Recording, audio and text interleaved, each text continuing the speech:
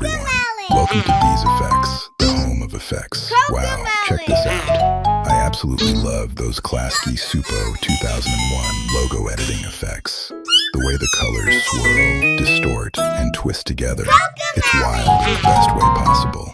As the logo editing wiki says, this community of editors thrives on taking classic fonts and logos, like old TV bloopers or studio photos, and transforming them.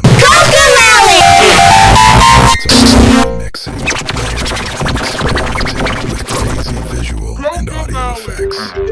Every edit feels like a mini art piece, part nostalgia, part glitch-fueled dreamscape. And look at these effects. The preview of two effects hits so hard. The bass drops, the echo sweeps, the glitch pulses. It's pure and you've got the gamavision Csupo effects. Those are so clean. The perfect balance between chaotic and polished.